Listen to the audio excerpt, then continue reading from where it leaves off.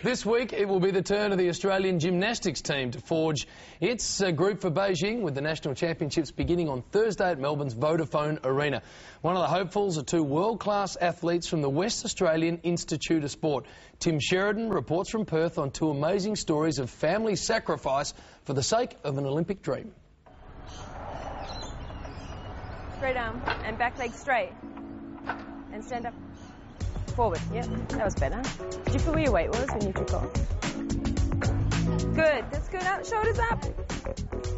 To watch gymnasts train is a raw glimpse inside their sport. No crowd, spotlights, music or flash leotards, just hard repetition and the unforgiving eyes of those who know. Yeah, for what? I feel just so good. Lauren Mitchell and Dasha Joura don't really have much in common, except their remarkable stories. So one is, for want of a better word, a bit of a natural, and the other one is a worker. Yeah. Dasha has a little bit more talent, just naturally, very coordinated, and doesn't have to think so hard about what she's doing and how to learn the skills, whereas Lauren has a lot of physical ability and she's talented, but maybe her coordination's not as good, so that's why it takes longer for her to get the skills. Lauren is about to turn 17.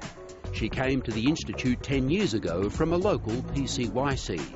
Around about the age of 10 and a half or 11, her mum and dad came to me and said, "Oh, how good is my daughter?" I said, "Oh, she's pretty good, you know, she's doing well with the group that she's in, and how far do you think she can go?" And we said, "Well, we can't really guess entirely, but if she keeps working hard, she's got as good a chance as anybody." Leanne Mitchell often watches Lauren before they do the school run. She and husband Graham had been presented with a hard choice, an overseas job offer too good to refuse that would surely compromise Lauren's dream. Ironically, the job was in Beijing. But she didn't want to leave her coaches and she didn't want to leave her friends in the gym. So my husband said, "Well, I'll go for a year and we'll see if Lauren still wants to do gym." That was 7 years ago, and Graham Mitchell is still working overseas and coming home a few times a year. It makes me feel very privileged and honoured that I actually have a family that will do that for me, and very lucky because some people wouldn't do that for their child. So it's like the sacrifice is really good that they've done for me. Dasha Joura's journey was quite the opposite.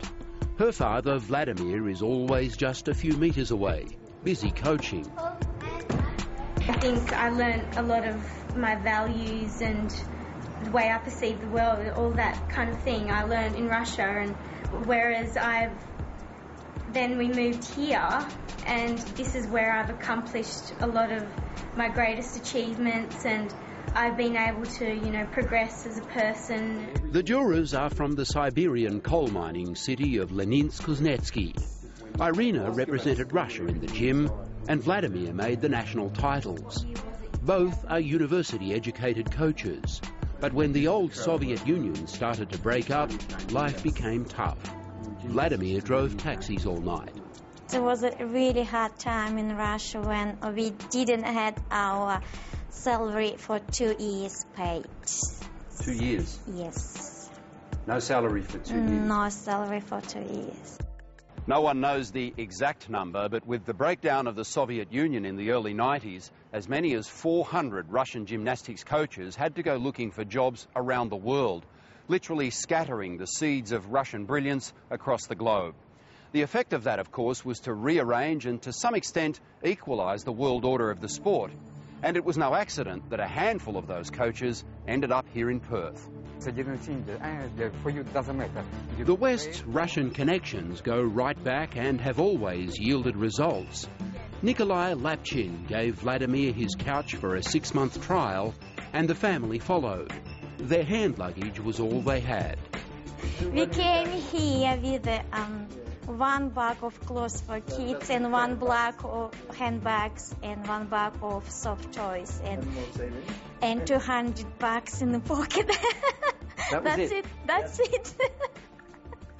My expression about Australia when I came out of airport is, My God, fresh air.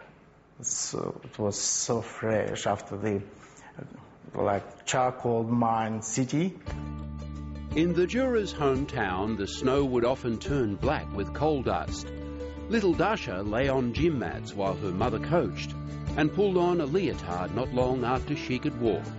Her younger sister, Natalia, is also a talent. Liz Chetkovich didn't just hire a coach, she imported a dynasty.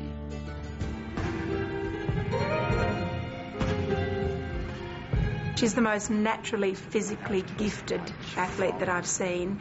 In a very special way, she's got brilliant coordination. You might think all gymnasts are brilliantly coordinated, but she's on the extreme end of the extremes, if you want to put it that way. And she just has a real natural feel for skills.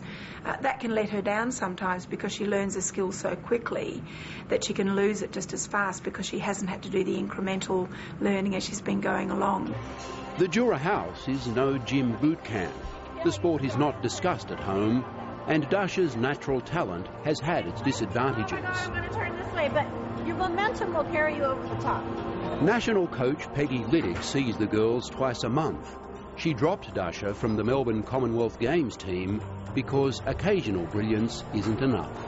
She wasn't able to reproduce those results in a day-to-day training environment. She liked to rise to the occasion and perform on the competition day, but I'm not a gambler, and I like to see it every day in training. It was a big shock to her, and I think she learned a big lesson from it, because she was a changed gymnast after that. I was having a bit of problems in the gym, and they stemmed from various aspects of my training, and I think it was just something that had to happen, and I'm glad it did. Front giant. And the double tuck front half twist. Dasha's brilliance is complemented by Lauren's consistency. Starting with something that looked like a double layout. Each has what the other needs, but they don't directly compete. She's made me focus more and try and be like her a bit more. I don't know, because she's just that little bit better than me. I always want to strive and be as good as her in the gym. Lauren's a very hard worker, consistent. She takes a lot longer to pick up her skills, but once she gets them, she's confident and she can perform them beautifully as well. It's just for her, it's been more repetition and more time to get the program together. If 19-year-old Olivia Vivian is taken into account, the West Australian Institute of Sport could supply half our Olympic team of 6. Beijing would mark the end of 2 incredible journeys for the Jouras and the Mitchells. It will be incredible for Lauren to make that team. She wants to make that team. She's working to make that team, and we hope that her dream and goals come true for her, but it's up to her now. We can't do any more for her. Then as a gymnast, how hard to do what she actually does, and as I said, to say I'm proud is not enough for me to say I'm proud as a person. It's a bit more than to be proud as a person. Stronger feeling. It is much more stronger feeling, yes. Tim Sheridan there, again proving why he's the best in the business. They're going to be picking a squad of 12 and then shaving it down to a team of 6 in about a month's time.